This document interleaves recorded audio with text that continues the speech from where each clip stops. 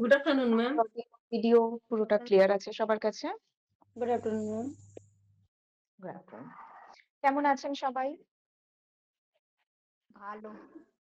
খুব ভালো ম্যাম। আপনি কেমন আছেন? আমিও ভালো আছি। তো আমার মনে হয় আমরা নিউ ইয়ারের পরে বোধহয় আজকেই ফার্স্ট ক্লাস করছি নতুন বছরে। সো সবাইকে হ্যাপি নিউ ইয়ার প্রথমেই। আচ্ছা, তো যাই হোক নতুন বছরের ক্লাস আবার শুরু করা যাক। আজকে অলরেডি আপনারা দেখতে পাচ্ছেন যেই টপিকটা নিয়ে আমরা কথা বলবো সেটা একটা খুব ইম্পর্টেন্ট মেটাবলিক ডিসঅর্ডারের মধ্যে পড়ে, বা বলতে পারি যে এই সিস্টেমটা থেকেই, মানে আমরা আজকে কথা বলবো লিভার ডিসঅর্ডার নিয়ে। তো এই লিভার ডিসঅর্ডার থেকেই কিন্তু বলতে পারি যে প্রায় সমস্ত বা অলমোস্ট অনেকগুলো মেটাবলিক ডিসঅর্ডার লিড করতে পারে এই লিভার ডিসঅর্ডার। লিভার ডিসঅর্ডার নিয়ে আজকে আমরা আলোচনা করব। কেন লিভারের ক্ষেত্রে, মানে লিভারের এতটা ইম্পর্টেন্স কেন?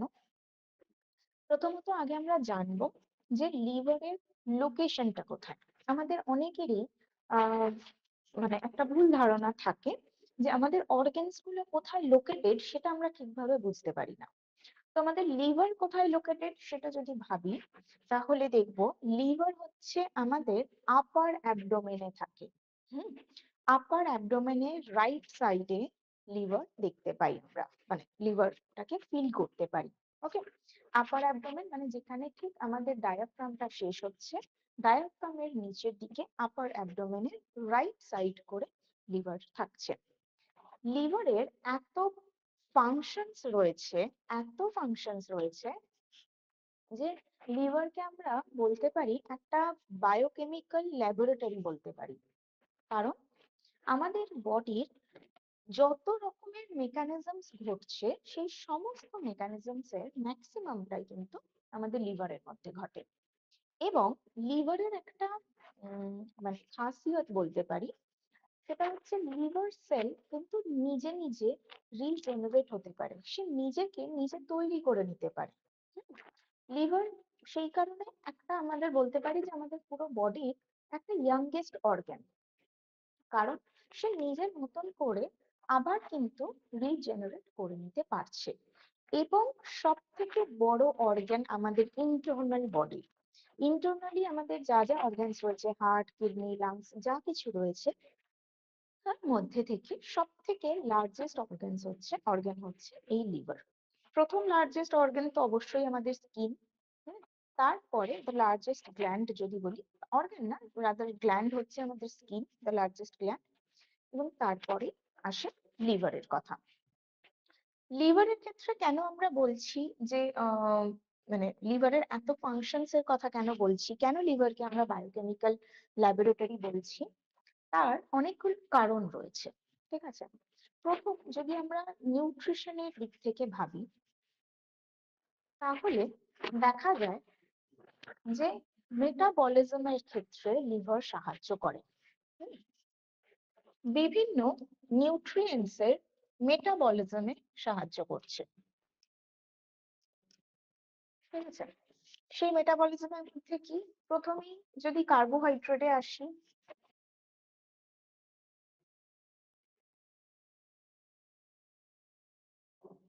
কার্বোহাইড্রেটের মধ্যে অনেক রকমের মেটাবলিজম হয়। কিরকম, যদি একটু ডায়াবেটিসের পড়াশোনাগুলোকে একটু মনে করি, তাহলে দেখব যে আমাদের শরীরে যখন গ্লুকোজ আসছে, মানে ব্লাডের মধ্যে যখন গ্লুকোজ আসছে, সেই এক্সট্রা গ্লুকোজটা চলে যাচ্ছে লিভারের মধ্যে, সেখানে গিয়ে সে গ্লাইকোজেন হিসেবে স্টোর থাকছে। এই যে স্টোরেজটা হলো, মানে গ্লুকোজ থেকে গ্লাইকোজেনের যে রূপান্তরটা হলো, ট্রান্সফরমেশনটা হলো, সেটাও ঘটছে আমাদের লিভারের মধ্যে, যেটাকে আমরা বলি মেডিকেল টার্মে, যেটাকে বা মানে বায়োকেমিক্যাল টার্মে যেটাকে বলা হয় গ্লাইকোজেনেসিস। গ্লাইকোজেনেসিস মানে কি, এই যে কোনো কথার শেষে যদি জেনেসিস থাকে, জেনেসিস কথাটার মানে হচ্ছে সিনথেসিস করা, এবং গ্লাইকো ইজ রিলেটেড টু গ্লাইকোজেন। তো এসিস এবং গ্লাইকোজেন, গ্লাইকোজেন সিনথেসিস, কার থেকে গ্লাইকোজেন সিনথেসিস হচ্ছে? গ্লুকোজ থেকে। গ্লুকোজ থেকে গ্লাইকোজেন সিনথেসিস, এই যে মেটাবলিজম, এটা ঘটছে লিভারের মধ্যে। আবার যখনই আমার ব্লাডেতে গ্লুকোজ কমে যাচ্ছে, তখন কিন্তু সেই লিভারই গ্লাইকোজেনকে ব্লাডের মধ্যে পাঠাচ্ছে গ্লুকোজ হিসেবে। সেই প্রসিডিওরটাও ঘটছে লিভারে, যেটাকে বলা হয় গ্লাইকোজেনোলাইসিস। এইখানে এই যে লাইসিস কথাটার মানে হচ্ছে ভেঙে দেওয়া, ব্রেক ডাউন হওয়া। সো গ্লাইকোজেনোলাইসিস মানে যখন গ্লাইকোজেন ভেঙে যাচ্ছে, অর্থাৎ গ্লাইকোজেন ভেঙে আবার গ্লুকোজে পরিণত হচ্ছে। এই প্রসেসটাও লিভারের মাধ্যমে, লিভারের এনজাইমের মাধ্যমেই এই প্রসেসটা ঘটছে। আবার এটাও আমরা দেখেছি আমার শরীরে যখন গ্লুকোজ কম থাকে তারপরেও আমরা এনার্জি পাচ্ছি, কারণ আমাদের শরীর কি করে, যখন দেখছে যে কার্বোহাইড্রেট একদম নেই, সে বাকি সোর্স থেকে মানে ফ্যাট থেকেও সে গ্লুকোজকে টানার চেষ্টা করে। এই প্রসেসটাকে বলা হয় নিউ গ্লুকোজেনেসিস। এইখানে এই যে নিও কথাটার মানে হচ্ছে নিউ, জেনেসিস কথাটার মানে সিনথেসিস, অর্থাৎ নতুন করে তৈরি করা। কি তৈরি করলো? গ্লুকোজেনেসিস বা নিওগ্লুকোজেনেসিস, অর্থাৎ গ্লুকোজ তৈরি করলো। তার মানে কি, কোনো নন কার্বোহাইড্রেট থেকে গ্লুকোজ তৈরি হচ্ছে শরীরে গ্লুকোজের চাহিদা পূরণ করার জন্য। এই যে প্রসিডিওর গুলো, এই সমস্ত প্রসিডিওর কিন্তু লিভারের মধ্যে ঘটছে, লিভারের সাহায্যে ঘটছে। তাই কার্বোহাইড্রেট, শুধুমাত্র যদি কার্বোহাইড্রেটের কথা বলি, কার্বোহাইড্রেটের যে মেটাবলিজম, তার জন্যও লিভারের প্রয়োজনীয়তা রয়েছে। ওকে, কার্বোহাইড্রেট ছেড়ে যদি এবার ফ্যাটে আসি বা প্রোটিনে আসি, তাহলে কি দেখবো? প্রোটিনের মধ্যে অনেক রকমের ফাংশনস চলছে। প্রোটিনকে ভাঙলে আমরা কি পাচ্ছি? Amino acid. এই যে আমাদের শরীরের মধ্যে এসেনশিয়াল অ্যামাইনো অ্যাসিড থেকে যে নন এসেনশিয়াল অ্যামাইনো অ্যাসিড সিনথেসিস ঘটছে, সেই কাজগুলোও ঘটে লিভারের মধ্যে। যেরকম albumin synthesis, albumin is an example of non essential amino acid. সেই অ্যালবুমিন সিনথেসিসও ঘটছে লিভারের মধ্যে। প্রোটিনের বিভিন্ন রকমের ইকুয়েশনস চলতে থাকে, যেরকম ট্রান্সঅ্যামাইনেশন। ঠিক আছে, এই যে ট্রান্স কথাটার মানে ট্রান্সফার করা, মানে দুটো চেন রয়েছে, ধরে নিলাম আচ্ছা, এইখানে একটা চেন রয়েছে, দুটো বন্ড একসাথে, আবার এইখানে একটা রয়েছে। ঠিক আছে, ট্রান্সঅ্যামাইনেশন মানে হচ্ছে যখন এইটা এদিকে চলে আসছে এবং এইটা এইখানে চলে আসছে, অর্থাৎ জায়গার অদল বদল ঘটছে। যখন জায়গার অদল বদল ঘটে, অর্থাৎ অ্যামিনো গ্রুপটা এদিক ওদিক হয়ে একটা নতুন অ্যামাইনো অ্যাসিড তৈরি করছে, এই ট্রান্সঅ্যামাইনেশন এটা ঘটছে লিভারের মধ্যে। ঘটে ডিঅ্যামাইনেশন।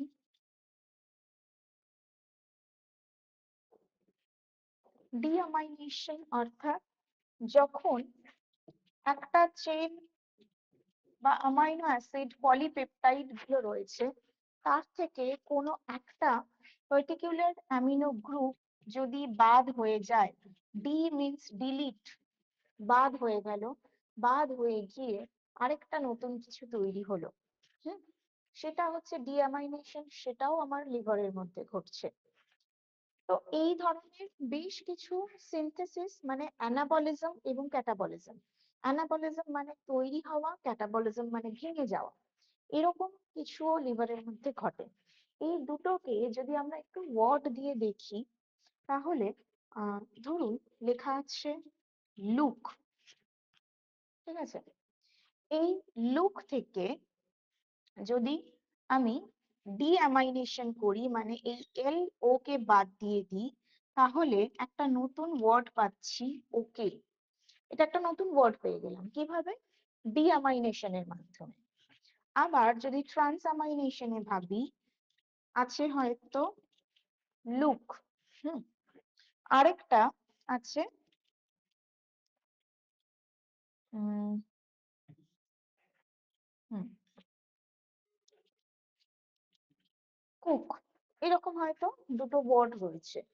তাহলে এই ওয়ার্ডটা থেকে, এই জায়গাটা থেকে যদি আমরা এল ও কে সরিয়ে নিই, আর এখানে যদি এইটাকে সি ও কে দেখি, তাহলে এইটা এইখানে চলে এলো এবং এটা এইখানে চলে এলো।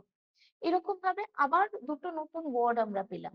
হুম, অথবা এই যে শুধুমাত্র এলটাকে সরিয়ে দিয়ে, অর্থাৎ এখানে রয়েছে লুক, এই এলটাকে সরিয়ে দিয়ে যদি এর জায়গায় বি বসাই, একটা নতুন ওয়ার্ড পেয়ে গেলাম।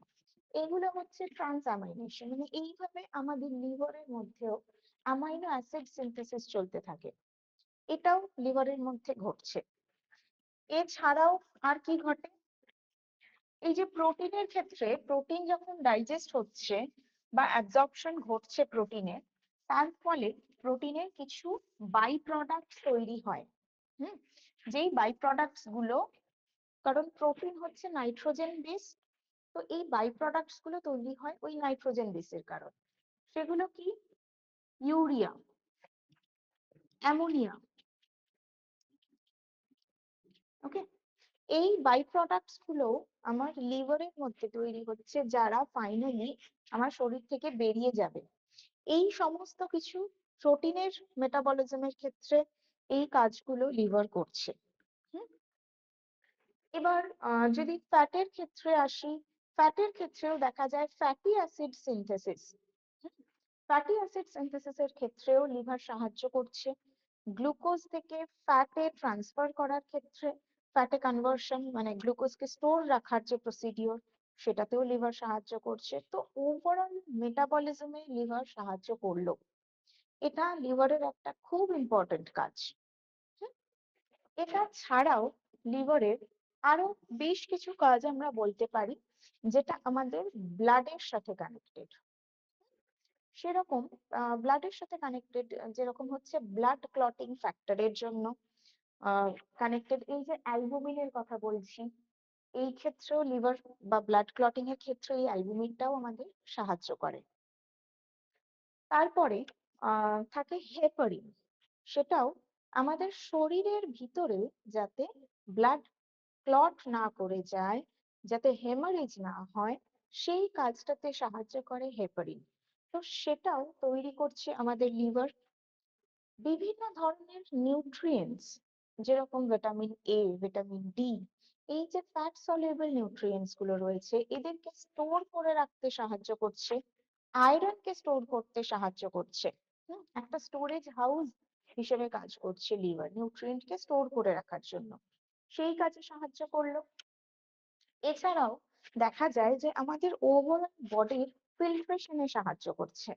অর্থাৎ আমরা প্রত্যেক দিন প্রচুর খাবার খাচ্ছি, প্রচুর মেডিসিনস নিচ্ছি, বা এমন অনেক কিছু হয়তো ইনটেক করছি, পলিউশন রয়েছে, এই সব কিছুর মাধ্যমে আমাদের শরীরে কিছু টক্সিনস আসছে। খাবারের মাধ্যমে হতে পারে, মেডিসিনের মাধ্যমে হতে পারে, হেভি মেটালস এলো জলের মাধ্যমে, বা পেস্টিসাইড, ইনসেকটিসাইডস, এই যে যেগুলো আসছে, এরা কিন্তু আমার লিভারের মাধ্যমে ফিল্টার হচ্ছে। লিভার এগুলোকে ফিল্টার করে পরিশ্রুত রক্তকে আমাদের সারা শরীরে পৌঁছে দিতে সাহায্য করছে। হুম, তো এতগুলো ঘটনা যেহেতু লিভারের মধ্যে ঘটে, তাই জন্যই আমরা লিভারকে বলে থাকি বায়োকেমিক্যাল ল্যাবরেটরি। যেহেতু প্রত্যেকটা বায়োকেমিক ফাংশনস যা কিছু, পুরোটাই লিভারে ঘটছে। ঠিক আছে, এই ফাংশনস টুকু বোঝা গেছে? এটার মধ্যে কারোর কোনো প্রশ্ন? এটার মধ্যে কোনো প্রশ্ন কারোর? বেশ, তাহলে এগুলো ক্লিয়ার হলো আশা করি। এবার ম্যাম, এগুলো কি কারণ? হেপারিনের ব্যাপারটা একটু বলুন। হেপারিন। হেপারিন হচ্ছে আমাদের শরীরের মধ্যে যাতে ব্লাড ক্লট না হয়ে যায় সেই কাজে সাহায্য করে। এবার এই হেপারিনকে তৈরি করতেও সাহায্য করে লিভার। হুম। আবার এগুলোকে বাদ দিয়ে যদি ডাইজেশনে চলে আসি, তাহলে লিভার বাইল প্রোডাকশনে সাহায্য করছে। আমরা ফ্যাটের ডাইজেশনে পড়েছিলাম যে বাইলের সাহায্যে ফ্যাট ডাইজেস্ট হচ্ছে। তো এই বাইলটা কোথা থেকে প্রোডাকশন হচ্ছে? লিভার থেকে। তাহলে ডাইজেশনের ক্ষেত্রেও বাইল প্রোডাকশনের মাধ্যমে লিভার সাহায্য করছে। যদি ইমিউন সিস্টেমের ক্ষেত্রে বলি, এই যে বললাম বডিকে ডিটক্স করছে বা আমাদের ফিল্টার করতে সাহায্য করছে টক্সিনস গুলোকে, সেক্ষেত্রে কিন্তু ইমিউন সিস্টেমেও ও সাহায্য করছে। আমাদের ইনফেকশনস গুলোকে রেজিস্ট করতে, প্রিভেন্ট করতে সাহায্য করছে। বিভিন্ন জার্মস, ভাইরাস, ব্যাকটেরিয়া যা কিছু রয়েছে এরা কিন্তু লিভারের মাধ্যমেই শরীর থেকে বেরিয়ে যেতে পারে, মানে লিভার এদেরকে ধরে রাখে। হুম। ব্লাড স্ট্রিম থেকে এদেরকে নিজের কাছে ধরে রাখতে পারে লিভার। তো এই সমস্ত কাজগুলো লিভারে ঘটছে। আবার এটাও দেখা যায় কারোর যদি লিভারের সমস্যা হয়, তার হিমোগ্লোবিন লেভেলের সমস্যা বা তার আহ, মানে জন্ডিস হয়ে গেছে। আমরা জন্ডিস হলে কি বলি? লিভারের সমস্যা হয়েছে। কেন? কারণ ওই যে হিমোগ্লোবিন যখন ভাঙছে, সেখান থেকেই দুটো বাইল পিগমেন্ট তৈরি হয়, একটা বিলিরুবিন আর একটা বিলিভার্ডিন।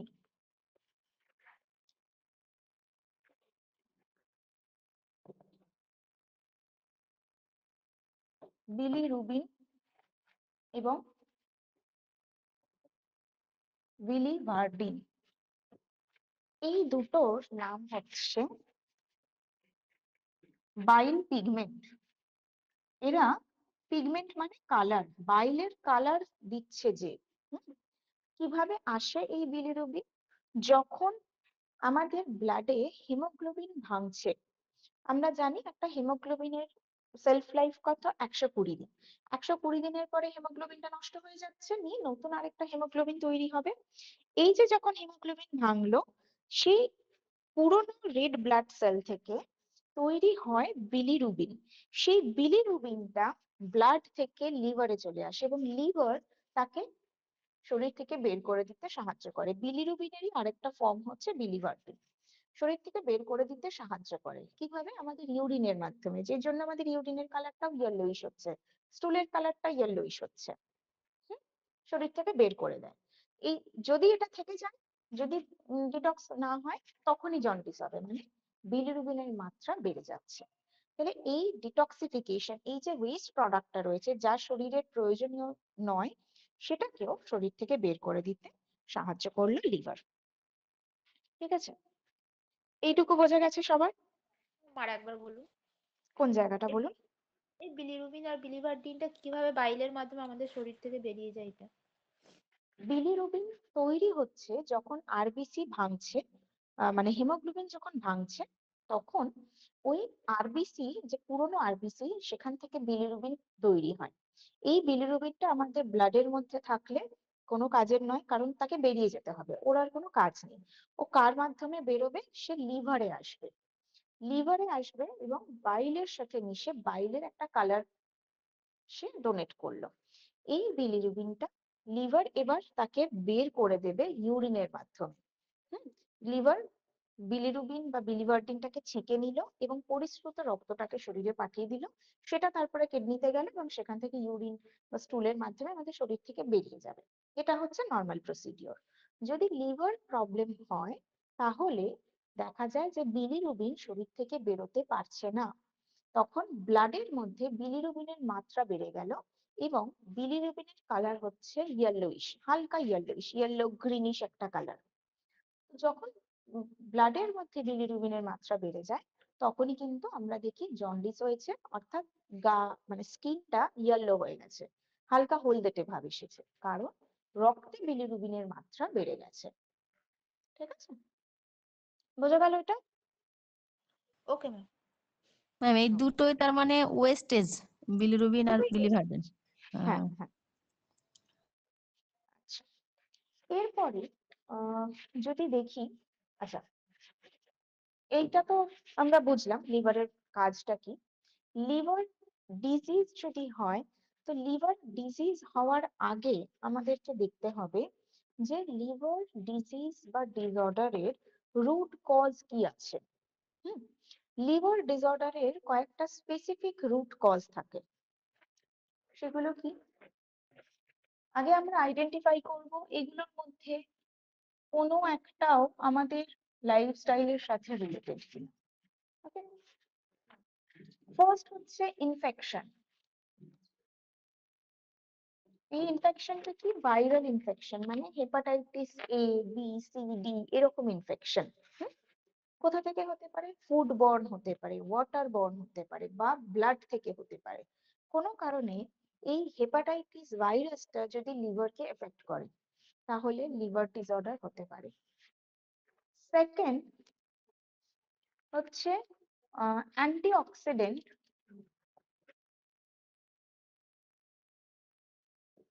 যদি কম থাকে, অর্থাৎ ভিটামিন এ, সি, ই, এই যে তিনটে অ্যান্টিঅক্সিডেন্ট রিচ যে ভাইটামিনস গুলো, এই তিনটে ভাইটামিনস যদি আমাদের রেগুলার ডায়েটের মধ্যে একদমই কম পরিমাণে থাকে, তাহলে লিভার ডিসঅর্ডার হবে। Third, alcohol intake. অতিরিক্ত অ্যালকোহল কনজাম্পশন হচ্ছে রেগুলার বেসিসে। ফোর্থ হচ্ছে ফুড প্যাটার্ন। এবার এই ফুড প্যাটার্নের মধ্যে আমাদের ধারণা থাকে যে শুধুমাত্র ফ্যাট নিলেই লিভার ডিসঅর্ডার হয়, সেটা একদম নয়।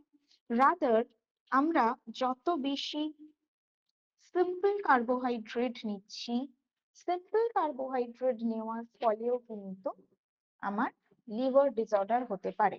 এবং তার সাথে অবশ্যই করে স্যাচুরেটেড ফ্যাট, স্যাচুরেটেড ফ্যাট যদি বেশি নিচ্ছি, তার কারণেও লিভার ডিসঅর্ডার হতে পারে। তাহলে এই পাঁচটা হচ্ছে আমি বলতে পারি লিভার ডিসঅর্ডারের রুট কজ। ঠিক আছে, এবার এই যে পাঁচটা ঘটনা ঘটলো, এগুলোর মধ্যে আমরা দেখি ম্যাম, ম্যাম কিছু বল। ইনফেকশনটা কি বললেন? ইনফেকশনটা কি বললেন? ইনফেকশন হচ্ছে ইনফেকশন হেপাটাইটিস, হেপাটাইটিস ভাইরাস। হ্যাঁ, ঠিক আছে। হেপাটাইটিস ভাইরাস যদি আক্রমণ হয়, তাহলেও এই প্রবলেমটা আমরা দেখতে পাই। এবার এই যে পাঁচটা প্রবলেমস আমরা দেখছি, এটার মধ্যে কমন হচ্ছে কোনটা? অ্যান্টিঅক্সিডেন্ট কম হয়ে যাওয়া, সিম্পল কার্বোহাইড্রেট বেশি নেওয়া এবং স্যাচুরেটেড ফ্যাট বেশি নেওয়া। এই তিনটে আমরা মেজরলি দেখে থাকি, যেটা আমাদের হাতে রয়েছে। ইনফেকশন আপনার কোথায় কিভাবে ইনফেকশন হচ্ছে বডিতে, সেটা কিন্তু আপনিও বুঝতে পারবেন না, আমিও বুঝতে পারবো না। অ্যালকোহল সবার জন্য প্রযোজ্য নয়, কিন্তু এই তিনটে আমাদের হাতে রয়েছে।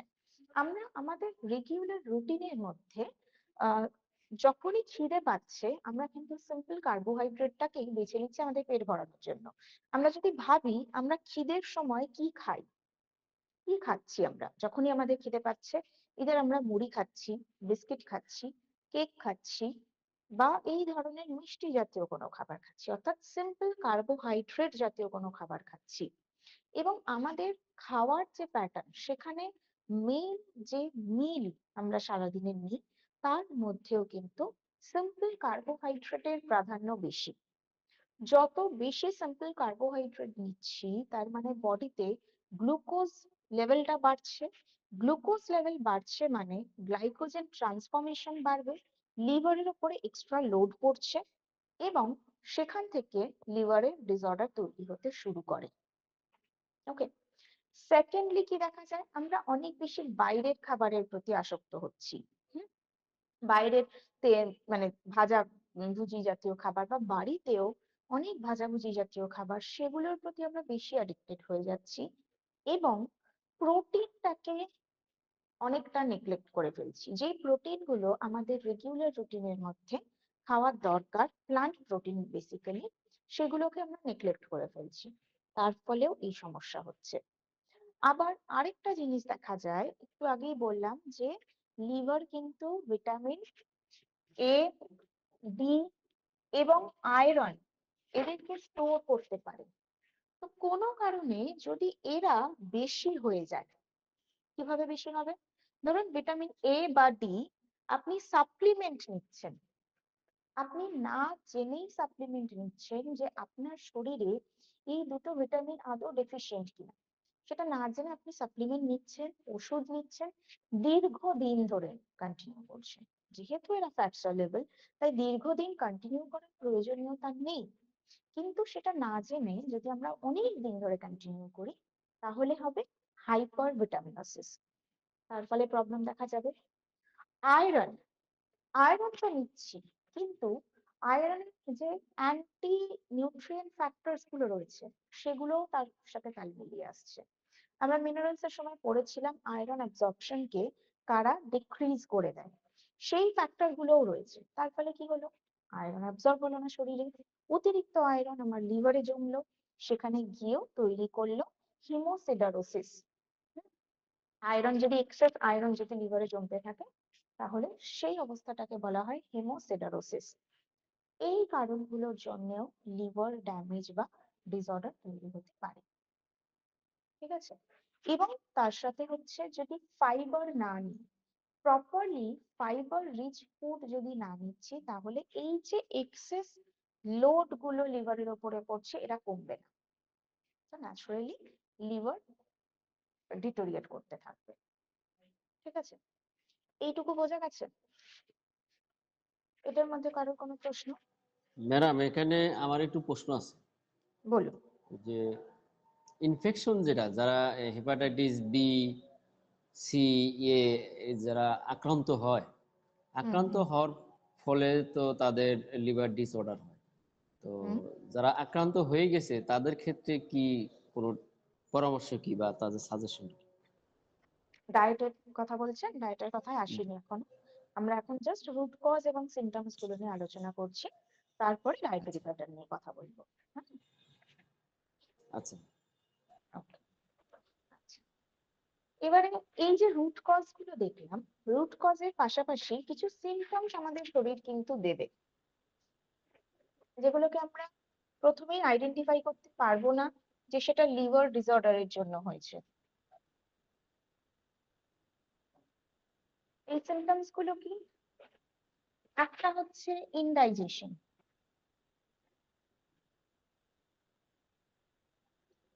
ঠিক আছে, ইনডাইজেশন হচ্ছে গ্যাস, অ্যাসিডিটি, ব্লোটিং, রিফ্লাক্স হচ্ছে লিভার ডিসঅর্ডারের সিমটম। Next, constipation. এটা কিন্তু ভাইস ভার্সা। কনস্টিপেশন হলেও লিভার ডিসঅর্ডার হবে, আবার লিভার ডিসঅর্ডার থাকলে কনস্টিপেশনের সমস্যা হচ্ছে। কনস্টিপেশন হতে পারে কখনো কখনো ডায়রিয়াও হলো, অর্থাৎ গাটটা নষ্ট হয়ে যাচ্ছে, এটার একটা problem. Next, loss of appetite. খিদে পাচ্ছে না, হ্যাঁ? মানে যখন খিদে পাওয়ার কথা সেই সময় খিদে পাচ্ছে না, সারাদিন হয়তো কিচ্ছু খাইনি তাও খিদে পাচ্ছে না, এবং কিছু খেলেই নশিয়া অর্থাৎ গা বমি ভাব, অথবা ভমিটিং অর্থাৎ বমি হয়ে যাচ্ছে, কিছু খাবার খেলেই গা গুলাচ্ছে বা বমি হয়ে যাচ্ছে। নেক্সট হচ্ছে আপার অ্যাবডোমিনাল পেইন। লিভারের যে পজিশন, সেখানে ব্যথা হচ্ছে, অর্থাৎ পেটের উপরের দিকের ডান সাইডের দিকে একটা হালকা পেন অনুভব করছি সব সময়, এবং খাওয়ার পরে এই পেনটা বেড়ে যাচ্ছে। এই ধরনের কমপ্লিকেশনস গুলো আমরা দেখতে পাই যদি লিভার ডিসঅর্ডার তৈরি হয়। হুম, এরই সাথে সাথে অনেক সময় মুড সুইং এর সমস্যাও কিন্তু দেখা যেতে পারে। অথবা ইউরিনেশনের কালার, ইউরিনের কালারটা ডার্ক ইয়েলো হতে পারে, স্কিন কালারটা ভীষণ পেল হয়ে যেতে পারে, হেয়ার ফলের প্রবলেম আসতে পারে। ঠিক আছে, হেয়ার ফল হতে পারে, স্কিন ড্রাই হয়ে যেতে পারে, স্কিনের মধ্যে র্যাশেস হতে পারে, বা কিছু ব্লেমিশেস, স্পটস মানে ডার্ক স্পটস, এগুলো আসতে পারে। এইগুলো কেন হচ্ছে, এই যে স্কিনের চেঞ্জেস গুলো, কারণ টক্সিনস গুলো শরীরেই জমছে, টক্সিনস গুলো ব্লাডের মধ্যেই সারা শরীরে সার্কুলেট হচ্ছে, লিভারের মাধ্যমে সেটা বেরিয়ে যাচ্ছে না। সেই জন্য আমরা স্কিনের মধ্যে এই চেঞ্জেস গুলো দেখতে পাবো। এগুলো হচ্ছে বেসিক সিমটমস লিভারের। ওকে, এটা বোঝা গেছে? এটার মধ্যে কোনো প্রশ্ন? না ম্যাম। ম্যাম, ম্যাম এই যে বল। বললেন আয়রন যদি লিভারে জমা হয় হুম তাহলে যে হিমোসিডারিসিস রোগটা হয়, হুম এটা এর সিমটম মানে কি এইগুলোই সিমটম হবে? এইগুলোই, হ্যাঁ হ্যাঁ হ্যাঁ, আচ্ছা। এইগুলোই হচ্ছে। হুম, আচ্ছা, এবার লিভার সিমটমের আরো একটা খুব পরিচিত নাম, যেটাকে আমরা রোগ হিসেবে ট্রিট করি, কিন্তু এটা রোগ নয়, সেটা হচ্ছে জন্ডিস। আমরা যদি খেয়াল করে দেখি জন্ডিসে কি হয়, জন্ডিসে কিন্তু এই সমস্যাগুলোই দেখা যায়, এবং তার সাথে দেখা যায় ফ্যাটিক, প্রচন্ড ক্লান্তি। কারণ নিউট্রিয়েন্টের মেটাবলিজমটা হ্যাম্পার হয়ে গেছে, মেটাবলিজম হচ্ছে না ঠিক করে, লিভার কাজ করছে না, তার ফলে মেটাবলিজম হচ্ছে না, ফলে আমাদের বডি এনার্জি জেনারেট করতে পারছে না, এবং সেই জন্য প্রচন্ড উইকনেস লাগছে। এটা আমরা জন্ডিসের ক্ষেত্রে দেখে থাকি। তাই জন্ডিস কিন্তু কখনোই কোনো রোগ নয়, জন্ডিস হচ্ছে জাস্ট একটা আর সিমটম, লিভার ডিসঅর্ডারের একটা সিমটম। এই জন্ডিসকেই আবার আমরা অনেক তিনটে ভাগে ভাগ করতে পারি, ঠিক আছে? একটা হচ্ছে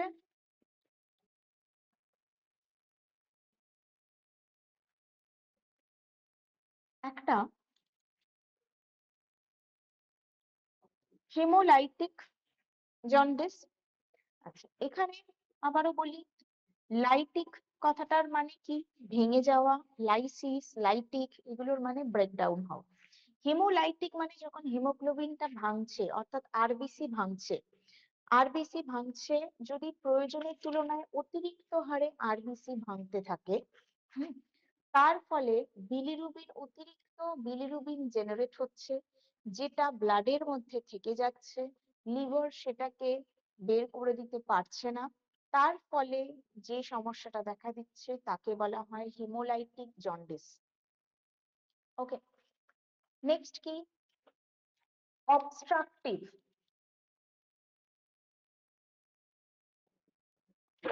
অবস্ট্রাকটিভ জন্ডিস, অবস্ট্রাকটিভ বা অবস্ট্রাকশন কথাটার মানে হচ্ছে বাধা দেওয়া, কোনো কিছুতে অবস্ট্রাকশন ক্রিয়েট করা। কোথায় বাধা দিচ্ছে? এই যে বাইল, যেটা লিভারে তৈরি হয়েছে, সেইটা আমার বাইল ডাক্টের মাধ্যমে স্মল ইন্টেস্টাইনে আসবে এবং ফাইনালি সেটা শরীর থেকে বেরোবে। এটা হচ্ছে নর্মাল প্রসিডিওর। এই রাস্তাটার মধ্যে কোথাও যদি অবস্ট্রাকশন তৈরি হয়, কি কারণে অবস্ট্রাকশন তৈরি হতে পারে? যদি গল ব্লাডার স্টোন হয়, স্টোনের ফলে এই যদি লিভারের চিত্রটা হয়, ঠিক এইখানে রয়েছে আমাদের বাইল বা গল ব্লাডারটা রয়েছে। হুম, এই জায়গা দিয়ে লিভার থেকে যখন আমার বাইলটা সিক্রিট হচ্ছে, ও বাইল ডাক্ট দিয়ে আমার স্মল ইন্টেস্টাইনে আসবে এই রুট থেকে। এখানে যদি অবস্ট্রাকশন থাকে, এখানে যদি স্টোন থাকে, অথবা গল ব্লাডারে এক্সেস বাইলটা তো স্টোর থাকবে, সেই গল ব্লাডারের ভিতরেও যদি স্টোন ভর্তি থাকে, তার ফলে কি হবে? বাইলটা স্টোর থাকতে পারছে না, এবং পুরোটা যে শরীর বাইল ডাক্ট থেকে বেরিয়ে আসছে সেটাও পারছে না, তারা ব্লাডেই ঘুরে বেড়াচ্ছে। এর ফলে হলো অবস্ট্রাকটিভ জন্ডিস। ঠিক আছে? অবস্ট্রাকটিভ জন্ডিস মানে যেখানে অবস্ট্রাকশন তৈরি হচ্ছে, বাইল ফ্লোতে অবস্ট্রাকশন তৈরি হচ্ছে, that is known as obstructive jaundice. আরেকটা জন্ডিস, যেটাকে আমরা বলে থাকি হেপাটাইটিস।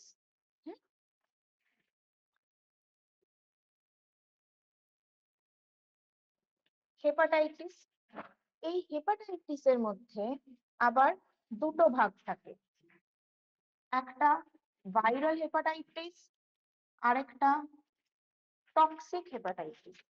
এই ভাইরাল হেপাটাইটিসটাই বেশি কমন, এই যে বিভিন্ন ভাইরাসের হেপাটাইটিস ভাইরাস, অর্থাৎ hepatitis A B C D E, এই পাঁচটা ভাইরাসের আক্রমণের ফলে যে জন্ডিস হচ্ছে তাকে আমরা বলছি ভাইরাল হেপাটাইটিস।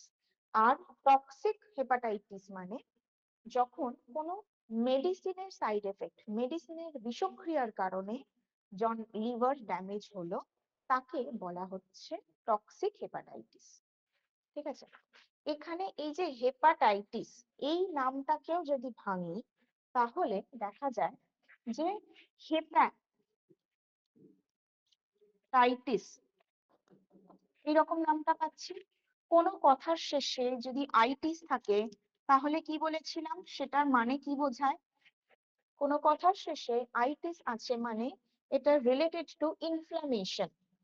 এবং এই যে এই কথাটা রিলেটেড টু লিভার, হেপাটিক এরকম কথা আমরা লিভারের সাথে শুনেছি। তো এই হেপাটাইটিস কথাটার মানে হচ্ছে লিভার ইনফ্লামেশন। ঠিক আছে, এইটুকু বোঝা গেছে? ম্যাম এই ভাইরাল হেপাটাইটিসটা কি একটু বলুন ম্যাম। ভাইরাল হেপাটাইটিস যখন হেপাটাইটিস ভাইরাস আক্রমণ হচ্ছে, ভাইরাস এ মানে hepatitis A, hepatitis B, hepatitis C, hepatitis D এবং ই, এই 5টা হেপাটাইটিস ভাইরাস রয়েছে। কিছু ফুডবর্ন, খাবারের মাধ্যমে, জলের মাধ্যমে শরীরে অ্যাটাক করতে পারে, কিছু ব্লাডের মাধ্যমে অর্থাৎ লিকুইডের মাধ্যমে, সালাইভা, ব্লাড, সিমেন, এগুলোর মাধ্যমে, সেক্সুয়ালি ট্রান্সমিটেড ডিজিজ যেগুলোকে আমরা বলে থাকি। তো সেই বডি ফ্লুইডস এর মাধ্যমে অ্যাটাক করতে পারে। হুম, এই দুটো কারণেও কিন্তু আমার লিভার ড্যামেজ হতে পারে, যাকে আমরা বলছি হেপাটাইটিস। ওকে, এইটুকু বোঝা গেছে? এটা ক্লিয়ার তো?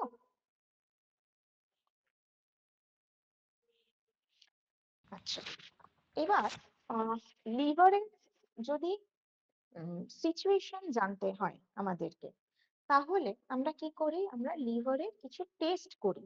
হুম, সেই টেস্ট গুলো কি লিভার ফাংশন টেস্ট বলা হয় বা এলএফটি। ঠিক আছে, liver function test, in short LFT. এই লিভার ফাংশন টেস্টের মধ্যে কি থাকে, বেসিক্যালি কয়েকটা এনজাইমের টেস্ট করা হয়। এসজিপিটি, এসজিওটি, এরকম কয়েকটা এনজাইম, লিভার এনজাইম যেগুলো, সেগুলো টেস্ট করা হয়ে থাকে, যেখানে আমরা টেস্ট করে থাকি যে এই এনজাইমের পার্সেন্টেজটা কিরকম রয়েছে। এছাড়াও টেস্ট করা হয় অ্যালবুমিন, অর্থাৎ লিভার কতটা প্রোটিন সিনথেসিস করতে পারছে। টোটাল অ্যালবুমিন, বিলিরুবিন, গ্লোবিউলিন, এই যে প্রোটিনস গুলো, অ্যালবুমিন, গ্লোবিউলিন, এই যে প্রোটিনস গুলো সিনথেসিস করছে, তাদের নাম্বারটা কত রয়েছে, বিলিরুবিন পার্সেন্টেজটা কত রয়েছে। হুম, এই টেস্ট গুলো কিন্তু করা হয়ে থাকে লিভার ফাংশন টেস্টের ক্ষেত্রে। এর রেঞ্জ আমাদের জানার অবশ্যই কোনো প্রয়োজন নেই, সেটা আমাদের বিষয় নয়, কিন্তু এটা আমাদেরকে মনে রাখতে হবে যে লিভার হেলথ জানার জন্য আমরা লিভার ফাংশন টেস্ট করতে পারি বা বিলিরুবিন টেস্ট করতে পারি। বিলিরুবিন টেস্ট করলেও কিন্তু আমরা লিভারের ফাংশন সম্পর্কে একটা আইডিয়া পাবো। ঠিক আছে, এইটুকু বোঝা গেছে তো সবার? এটা ক্লিয়ার হয়েছে আশা করি। হ্যাঁ ম্যাম। ম্যাডাম এসজিওটিটা একবার বলবেন? এসজিপিটি, এগুলো হ্যাঁ, বেসিক্যালি কয়েকটা মানে লিভার এনজাইমের টেস্ট হয়। সেই এনজাইমের পার্সেন্টেজ মানে কতটা পরিমাণ রয়েছে সেরামের মধ্যে, সেইটাকে বোঝানো হয়। আর এসজিওটিটা? সেম সেম, দুটোই এনজাইম, দুটোই। এস ফর হচ্ছে সেরাম, তো আমাদের ব্লাডের মধ্যে, সেরাম মানে হচ্ছে ব্লাড, তো ব্লাডের মধ্যে এই এনজাইমের পার্সেন্টেজ গুলো কিরকম রয়েছে সেটাই বোঝানো হয়। ম্যাডাম কতটা ডিস্টার্ব কি করে বুঝবো এটা, মানে এটা ফাংশনে ওখানে রিপোর্টে কিছু বুঝতে পারবো? ফাংশনের ক্ষেত্রে নয়, এটা আমরা ওই যে বললাম রেঞ্জটা আমাদের জানার প্রয়োজন নেই, কারণ এর অলরেডি রেঞ্জ আমরা পেয়েই যাই। যে নর্মাল রেঞ্জটা থাকে সেটা আমরা এমনিই জানতে পেরে যাই ওই যখন রেফারেন্স ভ্যালু থেকে পাচ্ছি। ঠিক আছে, তো ওই জন্য আলাদা করে আমাদেরকে ওটার বিষয়ে খুব একটা জানার প্রয়োজন নেই। আচ্ছা, এরপরে লিভারের কয়েকটা সিমটমস নিয়ে বলবো। মানে লিভারের ক্ষেত্রে আমরা বেশ কিছু কমন কমপ্লিকেশনস দেখে থাকি। তার মধ্যে একটা তো বললাম জন্ডিস, এটাও লিভারের একটা সিমটম। আরেকটা সিমটম কি হয়, লিভার যদি ক্ষতিগ্রস্ত হচ্ছে, আরেকটা প্রবলেম কি, ফ্যাটি লিভার। ঠিক আছে, ফ্যাটি লিভার এই আবার দুটো ভাগে বিভক্ত। একটা হচ্ছে অ্যালকোহলিক ফ্যাটি লিভার, আরেকটা হচ্ছে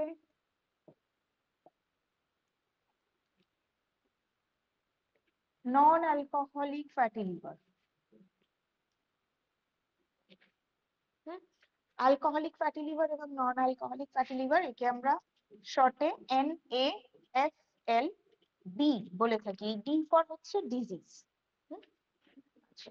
ফ্যাটি লিভারের কারণ কি, যদি দুটো দেখি, অ্যালকোহলিক ফ্যাটি লিভার নাম থেকেই বুঝতে পারছি, অ্যালকোহল কনজাম্পশন যদি বেশি হয়ে যায় তাহলে হবে অ্যালকোহলিক ফ্যাটি লিভার।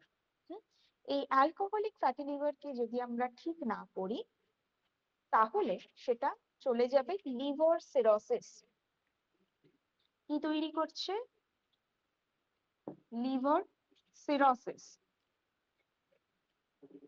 বা এটাকে আমরা বলতে পারি লিভার ক্যান্সার। মানে লিভারের সেলগুলো যখন নষ্ট হয়ে গেছে, তাকে আর পুনরুদ্ধার করা যাচ্ছে না, সেই অবস্থাটাকে বলা হয় লিভার সিরোসিস। একদম লিভার ডিসঅর্ডার বা লিভার ডিজিজের লাস্ট স্টেজ, এটা হচ্ছে লিভার সিরোসিস বলি, যেটা অ্যালকোহলিক ফ্যাটি লিভার থেকে খুব তাড়াতাড়ি হবে। ওকে, আর রয়েছে নন অ্যালকোহলিক ফ্যাটি লিভার। এই নন অ্যালকোহলিক ফ্যাটি লিভার মানে অ্যালকোহল কনজাম্পশনের জন্য লিভার ড্যামেজ হয়নি, লিভার ড্যামেজ হয়েছে সিম্পল কার্বোহাইড্রেট নেওয়ার জন্য। ফ্যাটি লিভার নাম শুনলেই হয়তো মনে হবে লিভারে ফ্যাট জমেছে, ফ্যাট বেশি খাওয়া হচ্ছে, সেটা নয়। সিম্পল কার্বোহাইড্রেট নেওয়ার জন্য লিভারের উপরে এক্সেস প্রেসার ক্রিয়েট হচ্ছে, যার কারণে আমরা বলি না লিভার বড় হয়ে গেছে। তো অ্যাকচুয়ালি কি হচ্ছে, লিভার ইনফ্লামড হয়ে গেছে, যাকে বলা হয় নন অ্যালকোহলিক ফ্যাটি লিভার। এই ফ্যাটি লিভার আবার কয়েকটা গ্রেড থাকে, গ্রেড 1, 2, 3, 4। এই যে 4 স্টেজ, এটা হচ্ছে লিভার সিরোসিস। এটাও লিভার সিরোসিসকে লিড করতে পারে, কিন্তু এটা অনেকটা পরে। গ্রেড 1 বা 2 এটা একদমই মাইল্ড একটা সিচুয়েশন। অনেকের ক্ষেত্রেই অনেক মানে একদম সাধারণ মানুষ যারা হয়তো বাইরের খাবার খাচ্ছে না, কোনো ভাজা খাবার খাচ্ছে না, কিন্তু তাও অ্যালকোহল তো নিচ্ছেই না, কিন্তু তাও দেখা গেছে তার ফ্যাটি লিভার হয়েছে, কারোর গ্রেড 1, কারোর গ্রেড 2। এর কারণ কি, কারণ হচ্ছে ওই সিম্পল কার্বোহাইড্রেট। কারণ অনেক ক্ষেত্রে লো সোশিও ইকোনমিক গ্রুপ, লো সোশিও ইকোনমিক কন্ডিশনেও কিন্তু এই নন অ্যালকোহলিক ফ্যাটি লিভার দেখা যায়, কারণ তাদের কাছে পেট ভরানোর একমাত্র উপায় হচ্ছে কার্বোহাইড্রেট নেওয়া। ভাত, মুড়ি, গুড়, চিনি, রুটি, এই জিনিসগুলোতে কি হচ্ছে, দামে সস্তা এবং অন্যান্য খাবারের তুলনায় দামে সস্তা, এবং পেটটাও ভরছে, তারা অনেকটা খেতে পারছে। যার ফলে দীর্ঘদিন ধরে যদি আমার ফুড প্যাটার্নের মধ্যে এই ধরনের খাবার থাকে তাহলেও নন অ্যালকোহলিক ফ্যাটি লিভার হবে। এবং গ্রেড অনুযায়ী থাকছে, আস্তে আস্তে করে লিভার ড্যামেজ হচ্ছে। আমাদের লিভারের যদি কালার বলি, লিভারের হেলদি কালার কিন্তু ব্রাইট রেড কালার, একদম ডার্ক মেরুন নয়, ব্রাইট রেড লিভারের কালার। সেটা যত খারাপের দিকে যাবে, মানে ব্লাডটা যত নষ্ট হতে থাকবে, ব্লাডের কালারটা যেরকম কালো হয়ে যায়, লিভারটাও ওরকম কালো হতে থাকবে, ডার্ক মেরুন, তারপরে একদম কালো হয়ে যাবে। মানে যাদের লিভার সিরোসিস বা লিভার ক্যান্সার হয়েছে তাদের ক্ষেত্রে কিন্তু এই প্রবলেমটাই দেখা যায়, যে লিভারের কালারটা নষ্ট হয়ে গেছে, কারণ সেল গুলো ড্যামেজ হয়ে গেছে, তারা আর নতুন ভাবে তৈরি হতে পারেনি। ঠিক আছে, এইটুকু বোঝা গেছে। এটার মধ্যে কোনো প্রশ্ন? ম্যাম, লিভার সিরোসিস আর লিভার ক্যান্সার কি সেম? Same, almost same. এবং লিভার সিরোসিসের একটা কারণ যেরকম এই অ্যালকোহলিক ফ্যাটি লিভার, আরেকটা কারণ কিন্তু হতে পারে আমাদের ওই ফুড প্যাটার্নের মধ্যে লো অ্যান্টিঅক্সিডেন্টস, অ্যান্টিঅক্সিডেন্টের ডেফিসিয়েন্সিও কিন্তু লিভার সিরোসিসকে লিড করতে পারে। ঠিক আছে, এটা বোঝা গেল?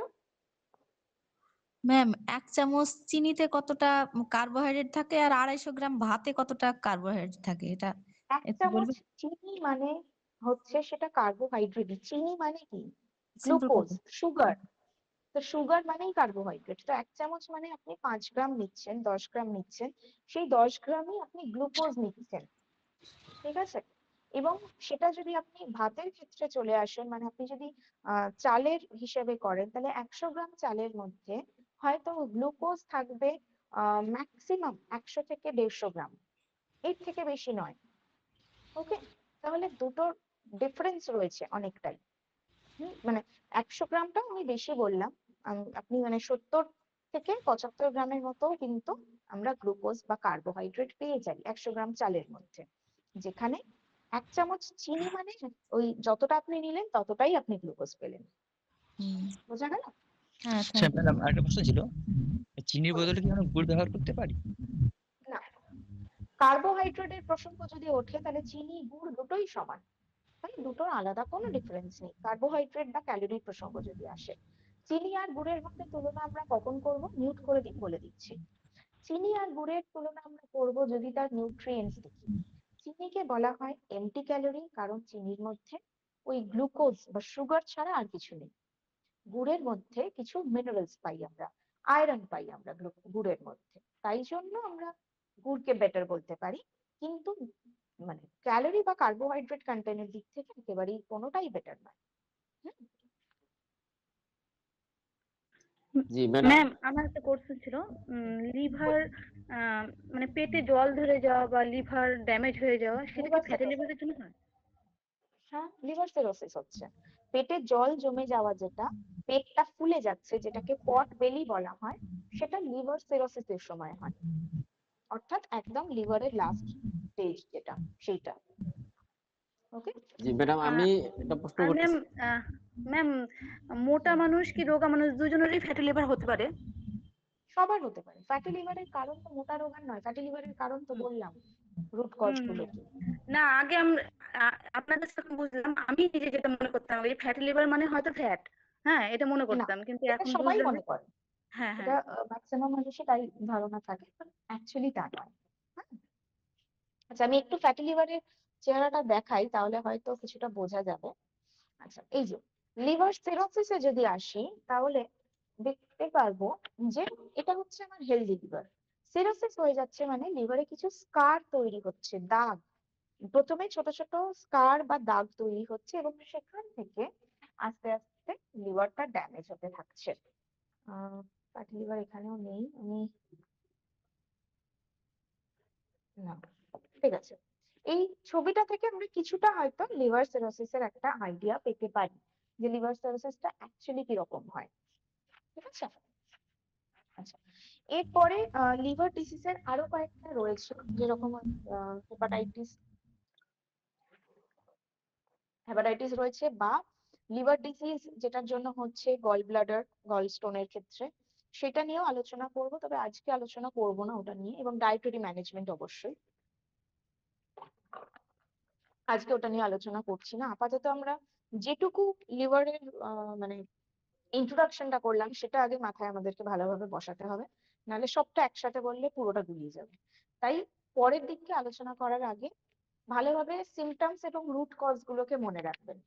যখন আমি আলোচনা করব ডায়েটরি ম্যানেজমেন্ট নিয়ে, তখন কিন্তু ওই রুট কজ এর সাথে ওটা রিলেটেড হবে, তাই আলাদা করে ভুলে গেলে চলবে না।